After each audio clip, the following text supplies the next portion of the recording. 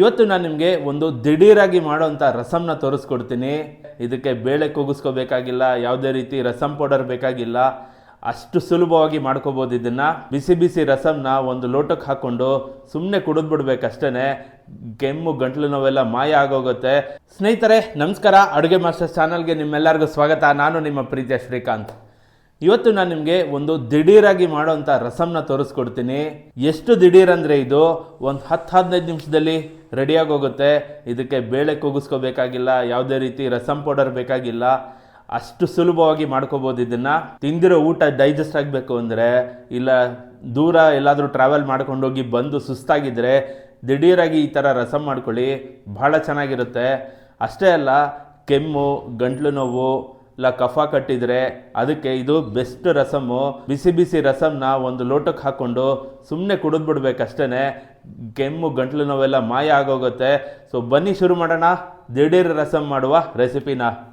ಮೊದಲಿಗೆ ಒಂದು mixie jar ತೊಗೊಂಡಿದ್ದೀನಿ. ಅದಕ್ಕೆ 1 ಸ್ಪೂನ್ ಆಗೋಷ್ಟು ಮೆಣಸು ಹಾಕೋತಾ ಇದ್ದೀನಿ, 1 ಸ್ಪೂನ್ ಆಗೋಷ್ಟು ಜೀರಿಗೆ ಹಾಕೋತಾ ಇದ್ದೀನಿ, 2 ಗುಂಟೂರು ಮೆಣಸಿನ್ಕಾಯಿನ ಅರ್ಧ ಮಾಡಿ ಹಾಕೋತಾ ಇದ್ದೀನಿ, 2 ಹಸಿಮೆಣಸಿನ್ಕಾಯಿ ಹಾಕ್ಕೊಂಡಿದ್ದೀನಿ, 1 ಟೊಮೆಟೊನ ಸ್ವಲ್ಪ ದಪ್ಪಕ್ಕೆ ಹಚ್ಕೊಂಡಿದ್ದೀನಿ, ಅದನ್ನು ಇಲ್ಲೇ ಹಾಕೋತಾ ಇದ್ದೀನಿ, 1 ಉಂಡೆ ಬೆಳ್ಳುಳ್ಳಿ ಸಿಪ್ಪೆ ತೆಗೆದಿಟ್ಕೊಂಡಿದ್ದೀನಿ, ಅದನ್ನು ಹಾಕ್ಕೊಂಡಿದ್ದೀನಿ, 1 ಚಿಕ್ಕ ನಿಂಬೆಹಣ್ಣು ಸೈಜ್ನ ಹುಣಸೆ ಹಣ್ಣನ್ನು ನಾನು ತೊಳೆದು ನೆನೆಸಿ ಇಟ್ಕೊಂಡಿದ್ದೀನಿ, ಆ ನೀರು ಸಮೇತ ಇಲ್ಲೇ ಹಾಕೋತಾ ಇದ್ದೀನಿ, ಮತ್ತು ಒಂದು ಸ್ವಲ್ಪ ಕೊತ್ತಂಬರಿ ಸೊಪ್ಪು. ಈಗ ಇದನ್ನು ಮಿಕ್ಸಿನಲ್ಲಿ ಸ್ವಲ್ಪ ತರಿಯಾಗಿ ರುಬ್ಕೊಂಬರ್ತೀನಿ. ಸ್ನೇಹಿತರೆ ಮಿಕ್ಸಿನಲ್ಲಿ ನುಣ್ಣಗೆ ರುಬ್ಕೊಂಬಂದಿದ್ದೀನಿ, ಅದನ್ನು ಪಕ್ಕಕ್ಕೆ ಇಟ್ಕೊಂಡಿರೋಣ. ಈಗ ಒಂದು ಬಾಣಲೆ ತೊಗೊಂಡಿದ್ದೀನಿ, ದೇವರನ್ನ ಸ್ಮರಿಸ್ಕೊಳ್ತಾ ಒಲೆ ಅಂಟಿಸ್ಕೊಳ್ಳೋಣ. ಮೊದಲಿಗೆ ಎಣ್ಣೆ ಹಾಕ್ಕೊಳ್ಳೋಣ. ನಾನಿಲ್ಲಿ ಸತ್ವ ಫುಡ್ಸ್ ಆ್ಯಂಡ್ ಬೆವರೇಜಸ್ ಅವರ cold press groundnut oil use ಮಾಡ್ತಿದ್ದೀನಿ. ಒಂದು 2-3 ಚಮಚ ಆಗೋಷ್ಟು ಎಣ್ಣೆ ಹಾಕ್ಕೊಳ್ಳೋಣ. ಎಣ್ಣೆ ಕಾಯ್ತಾ ಇರೋಂಗೆ ಒಂದು ಅರ್ಧ ಚಮಚ ಸಾಸಿವೆ ಹಾಕೋತಾ ಇದ್ದೀನಿ. ಸಾಸಿವೆ ಸಿಡಿತಾ ಇದೆ, ಇದಕ್ಕೆ ಅರ್ಧ ಚಮಚ ಜೀರಿಗೆ ಹಾಕೋತಾ ಇದ್ದೀನಿ. ಒಗ್ಗರಣೆಗೆ 2 ಗುಂಟೂರು ಮೆಣಸಿನ್ಕಾಯಿನ ಅರ್ಧ ಮಾಡಿ ಹಾಕೋತಾ ಇದ್ದೀನಿ. ಜೊತೆಗೆ ಒಂದು 3 ಎಸಳು ಕರ್ಬೇವಿನ ಸೊಪ್ಪು ಇಟ್ಕೊಂಡಿದ್ದೀನಿ, ಅದನ್ನು ತುಂಡು ಮಾಡಿ ಹಾಕ್ಕೊಳ್ಳೋಣ.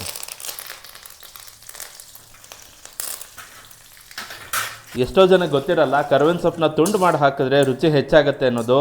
ಸುಮ್ಮನೆ ಹಾಕ್ಬಿಡ್ತಾರೆ ಹಾಗೆಯೇ. ಅದನ್ನು ಅರ್ಧ ಮುರಿದು ಹಾಕಿ ಇನ್ನು ಅದರದ್ದು ಕರ್ಬೇವಿನ ಸೊಪ್ಪು ಫ್ಲೇವರ್ ಏನಿರುತ್ತಲ್ಲ ತುಂಬ ಚೆನ್ನಾಗಿ ಬರುತ್ತೆ. ಇದಕ್ಕೆ ಈಗ 1 ಟೊಮೆಟೊನ ನಾನು ಸಣ್ಣದಾಗಿ ಹಚ್ಕೊಂಡಿದ್ದೀನಿ, ಅದನ್ನು ಹಾಕೋತಾ ಇದ್ದೀನಿ.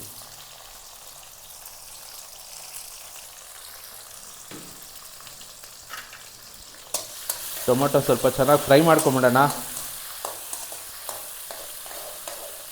ಟೊಮೊಟೊ ಒಂದು ಅರ್ಧ ಫ್ರೈ ಆಗಿದೆ, ಇದಕ್ಕೆ ಸ್ವಲ್ಪ ಅರಿಶಿನ ಹಾಕೋತಾ ಇದ್ದೀನಿ, ಘಮಕ್ಕೆ ಸ್ವಲ್ಪ ಹಿಂಗೆ ಹಾಕೋತಾ ಇದ್ದೀನಿ. ಒಂದು ಸಲ ಕೂಡಿಸ್ಬಿಡೋಣ.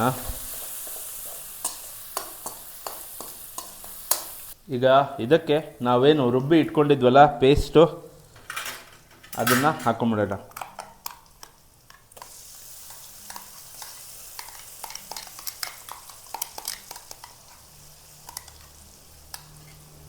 ಸ್ವಲ್ಪ ಇದಕ್ಕೆ ನೀರು ಸೇರಿಸ್ಕೊಂಡು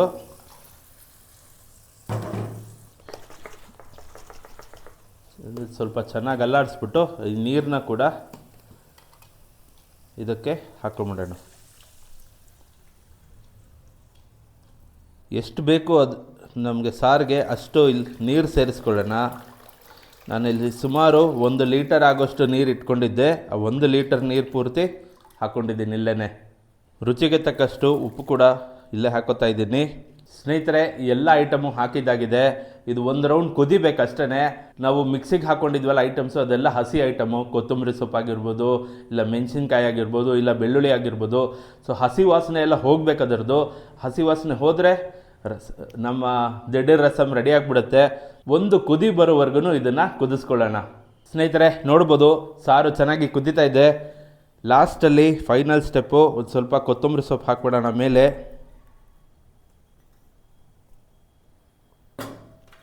ಒಂದು ಸಲ ಮಿಕ್ಸ್ ಮಾಡಿಬಿಟ್ಟು ಒಲೆ ಆಫ್ ಮಾಡಿಬಿಟ್ರೆ ನಾವು ಮಾಡಿರೋಂಥ ದಿಢೀರ್ ರಸಮ್ ರೆಡಿ ಆಗೋಯ್ತು.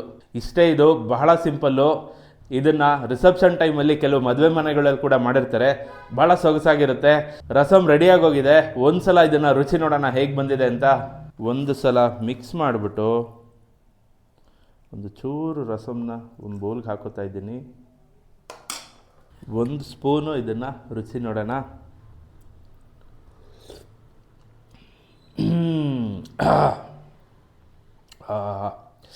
ಗಂಟ್ಲಿಗೆ ಹಿತವಾಗಿದೆ. ನಾವು ಹಾಕಿದ್ವಲ್ಲ ಮೆಣಸು, ಅದರದ್ದು ಘಾಟಾಗಿರ್ಬೋದು, ಮೆಣಸಿನ್ಕಾಯಿಗಳು ಹಾಕಿದ್ವಲ್ಲ ಅದರದ್ದು ಖಾರ, ಜೀರಿಗೆ ಫ್ಲೇವರು, ಬೆಳ್ಳುಳ್ಳಿ ಫ್ಲೇವರು ತುಂಬ ಅದ್ಭುತವಾಗಿ ಬರ್ತಾಯಿದೆ. ಬಿಸಿ ಬಿಸಿ ಅನ್ನಕ್ಕೆ ಈ ಬಿಸಿ ಬಿಸಿ ಸಾರು ಹಾಕ್ಕೊಂಡು ಮೇಲ್ಗಡೆ ಒಂದು ಸ್ಪೂನ್ ತುಪ್ಪ ಹಾಕ್ಕೊಂಡು ತಿಂತಾಯಿದ್ರೆ ತುಂಬ ಚೆನ್ನಾಗಿರುತ್ತೆ. ಸೊ ಇದಾಗಿತ್ತು ಇವತ್ತಿನ ದಿಢೀರ್ ರಸಮ್ ರೆಸಿಪಿ. ಐ ಹೋಪ್ ಈ ವಿಡಿಯೋ ನಿಮಗೆ ಇಷ್ಟ ಆಗಿದೆ ಅಂತ ಅನ್ಕೋತೀನಿ. ಇಷ್ಟ ಆಗಿದ್ರೆ ಲೈಕ್ ಮಾಡಿ, ಫ್ರೆಂಡ್ಸ್ ಆ್ಯಂಡ್ ಫ್ಯಾಮಿಲಿ ಜೊತೆ ವಿಡಿಯೋ ಶೇರ್ ಮಾಡಿ. ಮನೆಯವರೆಲ್ಲ ಸೇರಿ ಈ ದಿಢೀರ್ ರಸಮ್ ಒಂದ್ಸಲ ಟ್ರೈ ಮಾಡಿ ಹೇಗೆ ಬಂತು ಅಂತ ನನಗೆ ಕಮೆಂಟಲ್ಲಿ ತಿಳಿಸಿ ಅಂತ ಹೇಳ್ತಾ, ಮುಂದಿನ ವಿಡಿಯೋದಲ್ಲಿ ಇನ್ನೊಂದು ಹೊಸ ರೆಸಿಪಿ ಜೊತೆ ನಿಮ್ಮ ಮುಂದೆ ಬರ್ತೀನಿ. ಅಲ್ಲಿವರೆಗೂ ನಮಸ್ಕಾರ.